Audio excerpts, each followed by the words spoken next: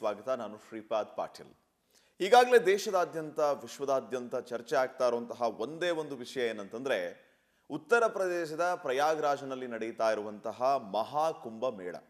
ಈ ಮಹಾಕುಂಭ ಮೇಳ ಎಷ್ಟು ಕುತೂಹಲಕ್ಕೆ ಕಾರಣ ಆಗಿದೆ ಅಂತಂದ್ರೆ ವಿದೇಶಿಗರು ಕೂಡ ಲಕ್ಷ ಲಕ್ಷ ಸಂಖ್ಯೆಯಲ್ಲಿ ಈ ಮಹಾಕುಂಭ ಮೇಳಕ್ಕೆ ಬರ್ತಿದ್ದಾರೆ, ಪವಿತ್ರ ಸ್ನಾನವನ್ನ ಮಾಡ್ತಾ ಇದ್ದಾರೆ, ಸನಾತನ ಧರ್ಮದ ಹಿರಿಮೆ ಗರಿಮೆಯ ಬಗ್ಗೆ ತಿಳಿದುಕೊಳ್ತಾ ಇದ್ದಾರೆ.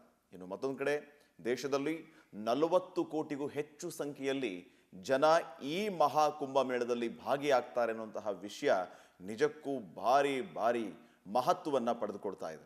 ಅಷ್ಟಕ್ಕೂ ನಮ್ಮ ದೇಶ ತಮಗೆಲ್ಲರಿಗೂ ಗೊತ್ತಿರುವ ಹಾಗೆ ಸಂಸ್ಕೃತಿ, ಸಂಸ್ಕಾರ, ಆಚಾರ, ವಿಚಾರಗಳಿಗೆ ವಿಶೇಷವಾದಂತಹ ಸ್ಥಾನಮಾನವನ್ನು ಪಡೆದಿರುವಂತಹ ಹೆಮ್ಮೆಯ ಭಾರತ ದೇಶ. ಇಂತಹ ದೇಶದಲ್ಲಿ ವಿಶೇಷ ಆಚರಣೆಗಳು ಪೌರಾಣಿಕ ಹಿನ್ನೆಲೆಯನ್ನು ಪಡೆದುಕೊಂಡಿವೆ. ಅದರಲ್ಲೂ ಮಹಾಕುಂಭ ಮೇಳ. ಏನಿದು ಮಹಾಕುಂಭ ಮೇಳ? ಏನಿದರ ವಿಶೇಷತೆ? ಯಾಕೆ ಇಷ್ಟೊಂದು ಮಹತ್ವವನ್ನು ಈ ಕುಂಭಮೇಳಕ್ಕೆ ಕೊಡಲಾಗುತ್ತೆ? ಈ ಎಲ್ಲ ವಿಚಾರಗಳ ಬಗ್ಗೆ ಈ ವಿಶೇಷ ಕಾರ್ಯಕ್ರಮದಲ್ಲಿ ತಿಳಿದುಕೊಳ್ಳೋಣ. ಆಧ್ಯಾತ್ಮಿಕ ಚಿಂತಕರು, ಜ್ಯೋತಿಷಿಯಾಗಿರುವಂತಹ ದೈವಜ್ಞ ಡಾಕ್ಟರ್ ಹರೀಶ್ ಕಶ್ಯಪ್ ಅವರು ನಮ್ಮ ಜೊತೆಗೆ ಈ ವಿಶೇಷ ಕಾರ್ಯಕ್ರಮದಲ್ಲಿ ಭಾಗಿಯಾಗಿದ್ದಾರೆ. ಈ ಎಲ್ಲ ವಿಶೇಷತೆಗಳ ಬಗ್ಗೆ ನಮಗೆ ಅವರು ತಿಳಿಸಿಕೊಡ್ಲಿಕ್ಕಿದ್ದಾರೆ. ಅವರನ್ನು ಆತ್ಮೀಯವಾಗಿ ಕಾರ್ಯಕ್ರಮಕ್ಕೆ ಬರಮಾಡಿಕೊಳ್ಳೋಣ. ನಮಸ್ಕಾರ ಡಾಕ್ಟರ್ ಹರೀಶ್ ಕಶ್ಯಪ್ ಅವರೇ. ಬಹಳ ವಿಶೇಷವಾದಂಥ ಸಂದರ್ಭಕ್ಕೆ ನಮ್ಮ ಜೊತೆಯಾಗಿದ್ದೀರಿ ನೀವು. ಇಡೀ ದೇಶದಲ್ಲಿ, ವಿಶ್ವದಲ್ಲಿ ಚರ್ಚೆ ಆಗ್ತಾ ಇರುವಂಥ ವಿಷಯ ಏನಿದು ಮಹಾಕುಂಭ ಮೇಳ? ಮಹಾಕುಂಭ ಮೇಳಕ್ಕೆ ಇಷ್ಟೊಂದು ಮಹತ್ವವನ್ನು ಕೊಡಲಾಗ್ತಾ ಇದೆ. ಇದರ ವಿಶೇಷತೆ ಏನು, ಇದರ ಮಹತ್ವ ಏನು ಅನ್ನೋಂಥ ತಿಳಿದುಕೊಳ್ಳುವಂತಹದ್ದು ಸಹಜವಾಗಿ ಎಲ್ಲರಲ್ಲೂ ಇರುವಂತಹ ಕೌತುಕ. ಪವಿತ್ರ ಸ್ನಾನ ಮಾಡಬೇಕು ಅಂತ ತ್ರಿವೇಣಿ ಸಂಗಮಕ್ಕೆ ಹೋಗ್ತೀವಿ. ಗಂಗಾ, ಯಮುನಾ, ಸರಸ್ವತಿ ಸೇರಿದಂತೆ ಹಲವು ನದಿಗಳಲ್ಲಿ ಪವಿತ್ರ ಸ್ನಾನ ಮಾಡ್ತೀವಿ. ಈ ಮಹಾಕುಂಭ ಮೇಳಕ್ಕೆ ಇರುವಂತಹ ಮಹತ್ವ ಏನು ಅನ್ನುವಂಥದ್ದನ್ನ ಆರಂಭದಲ್ಲಿ ತಮ್ಮಿಂದ ತಿಳಿದುಕೊಳ್ಳುವಂತಹ ಕೌತುಕ ನಮ್ದು. ವ್ಯಾಸಾಯ ಭವನಾಶಾಯ ಶ್ರೀಶಾಯ ಗುಣರಾಶಯೇ ಹೃದಯಾಯ ಶುದ್ಧ ವಿದ್ಯಾಯ ಮಧ್ವಾಯ ಚ ನಮೋ ನಮಃ. ಶ್ರೀ ಗುರುಭ್ಯೋ ನಮಃ.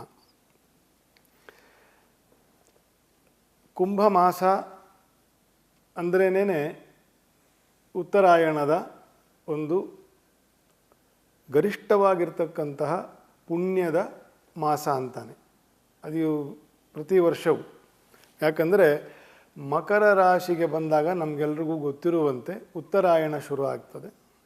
ಉತ್ತರಾಯಣವೇ ಎಲ್ಲ ಪುಣ್ಯಕ್ಕೆ, ಎಲ್ಲ ಶಕ್ತಿಗಳಿಗೆ, ಪುಣ್ಯ ಅಂತಂದರೆ ಶಕ್ತಿ, ಎಲ್ಲ ಪುಣ್ಯಗಳಿಗೆ ಕಾರಣವಾಗ್ತಕ್ಕಂಥದ್ದು ಉತ್ತರಾಯಣವೇ. ಹಾಗಾಗಿ ಅದು ಸಹಜವಾಗಿ ಪುಣ್ಯವಾಗಿರ್ತಕ್ಕಂಥ ಮಾಸ ಮಕರ ಮಾಸ ಮತ್ತು ಕುಂಭ ಮಾಸಗಳು. ಯಾಕಂದರೆ ಅಲ್ಲಿಂದಲೇ ಸೂರ್ಯನ ರಶ್ಮಿ ಜಾಲವು ಪೌರಾತ್ಯವಾಗಿರ್ತಕ್ಕಂಥ ಭೂಮಿಗೆ ತನ್ನ ವಿಶೇಷ ಶಕ್ತಿಯನ್ನು ಧಾರೆ ಎರೆಯುವುದು. ಇದು ಒಂದು ನಿತ್ಯವಾಗಿರ್ತಕ್ಕಂತಹ ವಿಸ್ಮಯ.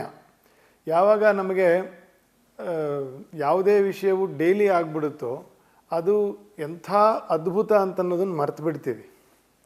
Human psychology. ಪ್ರತಿ ಜನವರಿಗೂ ಸೂರ್ಯನು ಮಕರ ರಾಶಿಗೆ ಬರುವುದು, ಅವನ ರಶ್ಮಿ ಜಾಲ ಬೀರುವುದು, ವಿಶೇಷವಾಗಿರ್ತಕ್ಕಂತಹ ಶಕ್ತಿಯನ್ನು, ಕರ್ಮ ಪ್ರವೃತ್ತಿಗಳನ್ನು ಕೊಡ್ತಕ್ಕಂಥದ್ದು ಅದರಿಂದಲೇ.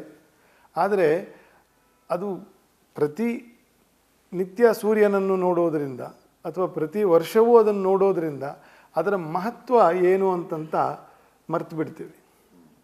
ಹಾಗಾಗಿ ಹಬ್ಬಗಳನ್ನು ಋಷಿಮುನಿಗಳು ಸೃಷ್ಟಿ ಮಾಡಿದರು. ಆಸತ್ಯೇನ ರಜಸ ವರ್ತಮಾನೋ ನಿವೇಶಯನ್ ಅಮೃತಂ ಮರ್ತ್ಯಂಚ ಅಂತ ಹೇಳ್ತಾರೆ ಋಗ್ಮಂತ್ರಗಳಲ್ಲಿ. ಆ ಸತ್ಯೇನ ರಜಸ, ಈ ಜಗತ್ತು ಸತ್ಯಭೂತವಾಗಿರ್ತಕ್ಕಂಥದ್ದು, ಯಾವುದೋ ಒಂದು ಇಲ್ಯೂಷನರಿ ಎಫೆಕ್ಟಿಂದ ಆಗಿರೋದಲ್ಲ. ಅಂದರೆ ಐಂದ್ರಜಾಲಿಕವಾಗಿರ್ತಕ್ಕಂಥದ್ದು, ಯಾರ್ದೋ ಕಲ್ಪನೆಯಿಂದ ಆಗಿರ್ತಕ್ಕಂಥದ್ದಲ್ಲ. ಆ ಸತ್ಯೇನ ರಜಸ, ಸತ್ಯಭೂತವಾಗಿರ್ತಕ್ಕಂತಹ ಪರಮಾತ್ಮನ ಸಂಕಲ್ಪದಿಂದ ಆಗಿರ್ತಕ್ಕಂಥ ಜಗತ್ತಿದು. ಹಾಗಾಗಿ ಅವನನ್ನು ನಿತ್ಯ ಜಗದ್ಧಾತ್ರೆ ನಿತ್ಯಾಯ ಜ್ಞಾನಮೂರ್ತಯೇ ಅಂತ ಕರೀತಾರೆ. ಯಾಕಂದರೆ ಈ ಜಗತ್ತು ಭಗವಂತನಂತೆಯೇ ಸತ್ಯಭೂತವಾಗಿರ್ತಕ್ಕಂಥದ್ದು. ಅಂತಹ ಜಗತ್ತನ್ನು, ಇದು ಜಗತ್ತು ಅಂತ ನಮಗೆ ತೋರಿಸ್ಬೇಕಲ್ಲ, ತೋರಿಸಬೇಕು ಅಂದರೆ ಬೆಳಕು ಬೇಕು. ಹಾಗಾಗಿ ಸೂರ್ಯನ ಒಂದು ಕಿರಣವನ್ನು ರಜಸ ಮತ್ತು ವರ್ತಮಾನೋ ನಿನ್ನೆ ನಮ್ಮಿಂದ ಜಾರಿ ಹೋಯಿತು, ನಾಳೆ ನಾವಿನ್ನೂ ನೋಡಿಲ್ಲ, ಆದರೆ ನಮಗೆ ನಿಜಕ್ಕೂ ಕೈಯಲ್ಲಿ ಇರುವುದು ಇವತ್ತು ವರ್ತಮಾನ. ಹಾಗಾಗಿ ನಿವೇಶಯನ್ ಅವನು ಪ್ರವೇಶ ಮಾಡ್ತಿದ್ದಾನೆ ಎಲ್ಲಿ? ವರ್ತಮಾನ. ಈ ಕ್ಷಣಕ್ಕೆ ಸತ್ಯ ಎಲ್ಲಿದೆ ಅಂತಂತ ಕೇಳ್ತಾರೆ ಜನರು, ನಾಸ್ತಿಕರು ಆಸ್ತಿಕರು, ಭಗವಂತ ಎಲ್ಲಿದ್ದಾನೆ ಅಂತ. ಅದಕ್ಕೆ ವೇದಗಳು ಹೇಳ್ತದೆ ಇದಂ ತತ್ ಅಂತಾರೆ, ಅಷ್ಟೇ ಉತ್ತರ ಅದಕ್ಕೆ. ಇಲ್ಲೇ ಇದು, ಈ ಕ್ಷಣವೇ ಇದೆ, ನಿನಗೆ ನೋಡ್ತಕ್ಕಂತಹ ದೃಷ್ಟಿ ಬರಬೇಕು. ಹಾಗಾಗಿ ಅಂತಹ ಸೂರ್ಯನ ಇರವನ್ನು ನಾವು ಯಾವುದೇ ರೊಟೀನ್ ಪ್ರತಿಯೊಂದು ವಿಷಯವನ್ನು ನಮಗೆ ನಿತ್ಯ ಆಗೋದಾಗ ಮನುಷ್ಯನ ಸ್ವಭಾವ ನಾನು ಆಗಲೇ ಹೇಳಿದಂತೆ ಅದರ ಮಹತ್ವ ಅವನು ಅವಾಗವಾಗ ಮರ್ತೋಗ್ತದೆ ಅಥವಾ ಮಸ್ಕಾಗಿ ಹೋಗ್ತದೆ. ಅದು ನಾವು ಹೇಳ್ತೀವಲ್ಲ, ನಾನು ಇರೋವರೆಗೂ ಗೊತ್ತಾಗಲ್ಲ ನಿಮಗೆ, ನಾನು ಹೋದ್ಮೇಲೆ ಗೊತ್ತಾಗುತ್ತೆ ಅಂತಂತ ಹೇಳ್ತೀವಿ ಒಂದೊಂದ್ಸತಿ. ಅರ್ಥ ಆಗ್ತಿದೆಯಾ? ಇದೆಲ್ಲ ಮನುಷ್ಯನ ಸೈಕಾಲಜಿ ಇದು, ಆಯಿತಾ? ಅದು ಸೃಷ್ಟಿಯ ವಿಷಯದಲ್ಲೂ ಹಾಗೆ ಇರ್ತದೆ. ಅದನ್ನು ನೆನಪಿಸಿಕೊಡ್ಬೇಕು. ಆಗಾಗ ನಮಗೆ ಅದನ್ನು ಒಂದು ರೋಮಾಂಚಕವಾಗಿರ್ತಕ್ಕಂಥ ಅನುಭವವನ್ನು ನಾವು ಪಡಿಬೇಕು. ಹಾಗಾಗಿ ಹಬ್ಬ ಹರಿದಿನಗಳು, ಪರ್ವಕಾಲಗಳು, ಹುಣ್ಣಿಮೆ, ಈ ವಿಶೇಷವಾಗಿರ್ತಕ್ಕಂಥ ಸ್ನಾನ ನಮಗೆ, ನೀವು ಕೇಳಿದ್ರಿ ಯಾವಾಗಿಂದ ಇದರದ್ದೆಲ್ಲ ಆಚರಣೆಗಳು, ವಿಶೇಷ ಸ್ನಾನದ ಆಚರಣೆಗಳು ಅಂತ. ನಮಗೆ ಲಭ್ಯ ಇರತಕ್ಕಂಥ ಇದರಲ್ಲಿ ರಾಮಾಯಣದ ಇಂದಲೂ ಕೂಡ ಮಾಘ ಸ್ನಾನ ವಿಶೇಷ ಇದೆ. ವಾಯುಪುರಾಣದಲ್ಲಿ ಬರ್ತದೆ, ರಾಮಾಯಣದಲ್ಲಿ ಬರ್ತದೆ. ದಶರಥನು ಯಜ್ಞ ಮಾಡಿದ್ದು ಮಾಘ ಮಾಸದಲ್ಲಿ ಅಂತ ಆಖ್ಯಾನೆಗಳು ಬರ್ತದೆ. ಸೊ ಅದಕ್ಕೆ ನಮ್ಮದು ಅನಾದಿ ನಿಧನೋಧಾತ ಅಂತಂತ. ನಮಗೆ we don't have dates, we are dateless people and we are beyond dates. ನಾವು ಸಮಯಕ್ಕೆ ಅತೀತರೂ ಕೂಡ ಮತ್ತು ಸಮಯದಲ್ಲಿ ಇರುವವರು ಕೂಡ ಸನಾತನಿಗಳು ಅಂತ ನಾನು ಆವಾಗವಾಗ ಹೇಳ್ತಾ ಇರ್ತೀನಿ. ನಾವು ಒಳಗೂ ಇರತಕ್ಕಂಥವ್ರು, ಹೊರಗೂ ಇರತಕ್ಕಂಥವ್ರು. ಹಾಗಾಗಿ ಅದು ಸನಾತನ. ಸನ ಅಂತಂತಂದ್ರೇ ಹೊಸದು ಅಂತ ಸಂಸ್ಕೃತದ ಅರ್ಥ. ಸನಹ ಅಂತಂದರೆ ಹೊಸದು ಅಂತ, ಹೊಳಿತಾ ಇರತಕ್ಕಂಥದ್ದು ಅಂತ. ಹಾಗಾಗಿ ಸನಾತನ ಧರ್ಮದಲ್ಲಿ ಇದಕ್ಕೆ ಇಂಥವರಿಂದ ಶುರು ಆಯಿತು, ಅವನು ಶುರು ಮಾಡ್ದ ಅಂತಂತ ಈ ಧರ್ಮ ಕರ್ಮ ಸಂಸ್ಕೃತಿಗಳಿಗೆ ಡೇಟ್ ಇಲ್ಲ. ಹಾಗಾಗಿ ಇದು ಅನಾದಿ. ಇನ್ನು ಈ ಮಾಘ ಮಾಸದಲ್ಲಿ ಇದು ಬರುವುದರಿಂದ ನೀವು ಕೇಳಿದ್ರಿ, ಇದು ತ್ರಿವೇಣಿಯಲ್ಲಿ ಮಹಾಕುಂಭ ಆಗ್ತಕ್ಕಂಥದ್ದ ಹಿನ್ನೆಲೆ ಅಂತ.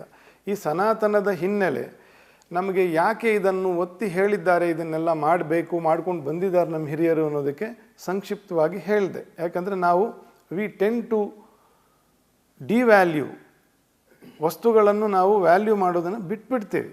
ಯಾಕಂದರೆ ನಮ್ಮದು ಸ್ವಭಾವ ಹಾಗೆ. ಹಾಗಾಗಿ ಅದನ್ನು ಆಗಾಗ ನಮಗೆ ಅದನ್ನು ರಿವೈವ್ ಮಾಡಬೇಕಾಗತ್ತೆ,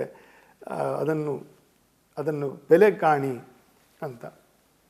ವರ್ತಮಾನೋ ನಿವೇಶಯನ್ ಅಮೃತಂ ಅರ್ಥಂಚ. ಯಾಕೆ ಅಂತಂತಂದರೆ ಅದು ಅಮೃತವಾಗಿದೆ, ಅದರ ತತ್ವದಿಂದ ನೀನು ಬದುಕಿದೀಯಾ, ಅದನ್ನೇ ಮರೆತು ಬಿಡ್ತಿದ್ಯಲ್ಲ ನೀನು. ಹೇಗೆ? ಅದು ಆಶ್ಚರ್ಯ ಅಲ್ವಾ?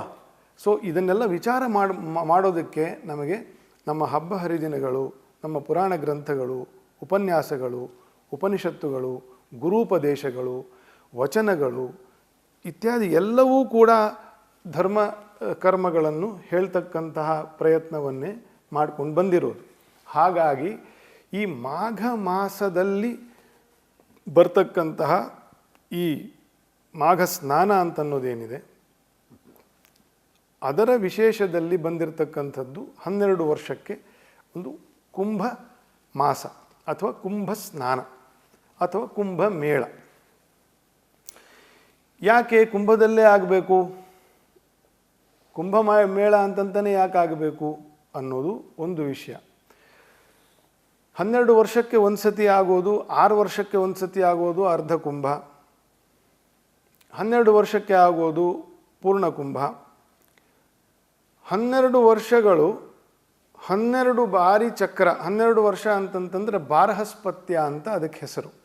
ಬಾರ್ಹಸ್ಪತ್ಯೇನ ವರ್ಷೇನ ಅಮೃತೈಹಿ ಗಂಗಾದ್ಯಾಹ ಅಮೃತೈಹಿ 12 ವರ್ಷದ ಒಂದು ಬೃಹಸ್ಪತಿಯ ಚಕ್ರ ಏನಿದೆ, ಅಂದರೆ ಅದೊಂದು ಆವೃತ್ತಿ, ಸೂರ್ಯನ ಮಂಡಲವನ್ನು ಸುತ್ತ ಹಾಕ್ತಕ್ಕಂಥ ಒಂದು ಪರಿಭ್ರಮಣ ಏನಿದೆ, ಅದು 12 ವರ್ಷಕ್ಕೆ ಒಂದು ಸತಿ ಆಗ್ತದೆ ಪ್ರತಿ ರಾಶಿಗೂ ಬರೋದಕ್ಕೆ.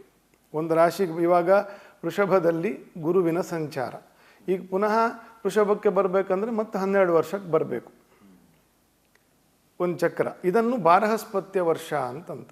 ಅದು ಯದ್ ಅಮೃತೈಹಿ, ಅವನು ಯಾರಿಗೆ ಗುರುವಿನ ಗ್ರಹಕ್ಕೆ ಜೀವಗ್ರಹ ಅಂತಲೇ ಹೆಸರು, ನಾನು ನೀವು ಇಟ್ಟಿರೋದಲ್ಲ ಅದು. ಇವತ್ತು ಇತ್ತೀಚಿನ ನಾಸಾ ಸಂಶೋಧನೆಗಳು ಬೃಹಸ್ಪತಿಯ ಬಗ್ಗೆ ಹೇಳ್ತಾರೆ. ಯಾರು ಬೇಕಾದರೂ ಅದನ್ನು ನಾಸಾ ವೆಬ್ಸೈಟಲ್ಲಿ ನೋಡಬಹುದು. ಬೃಹಸ್ಪತಿ ಏನಾದರೂ ಇಲ್ಲದೆ ಹೋದರೆ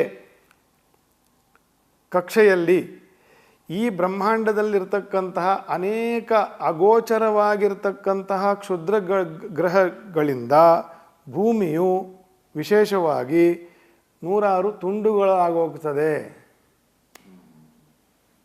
ಯಾರು ಬೇಕಾದ್ರೆ ಓದ್ಬೋದು. Jupiter importance in the solar system ಅಂತ ಹಾಕಿದರೆ ಎಲ್ಲ ಬರ್ತದೆ.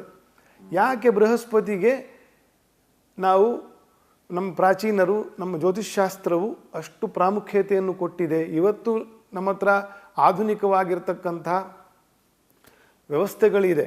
ಆಗ ಏನಿತ್ತು? ಆವಾಗ ಹೇಗೆ ಹೇಳಿದ್ರು ಇದನ್ನೆಲ್ಲ? ಹಾಗಾಗಿ ಬೃಹಸ್ಪತಿಯ ಸಂಚಾರ, ಇದಕ್ಕೆ ಸರ್ಕಲ್ಗೆ, ಅವರ ಪರಿಭ್ರಮಣೆಗೆ ಬಹಳಷ್ಟು ಮಹತ್ವ ಇದೆ. ಅದಕ್ಕೆ ಹಾಗಾಗಿ ಅದನ್ನು ಜೀವಗ್ರಹ ಅಂತ ಕರೆದರು. ಅದು ಪೂರ್ಣ ಶುಭವಾಗಿರ್ತಕ್ಕಂತಹ ಗ್ರಹ ಅಂತಂತ. ಅದರಿಂದ ಎಲ್ಲವೂ ಒಳ್ಳೆಯದೇ ಆಗ್ತದೆ ಅಂತ. ಅನಿಷ್ಟವು ಶೂನ್ಯ. ಬೃಹಸ್ಪತಿ ಅಂತಂದರೆ ಗುರುಗ್ರಹ, ಪೂರ್ಣ ಶುಭನಾಗಿರ್ತಕ್ಕಂತಹ ಗ್ರಹ. ಅಂತಹ ಬೃಹಸ್ಪತಿಯು 12 ವರ್ಷಗಳ ಆವೃತ್ತಿಯನ್ನು 12 ಬಾರಿ ಹಾಕಿದಾಗ 144 ವರ್ಷಕ್ಕೆ ಮಹಾಕುಂಭ ಆಗ್ತದೆ.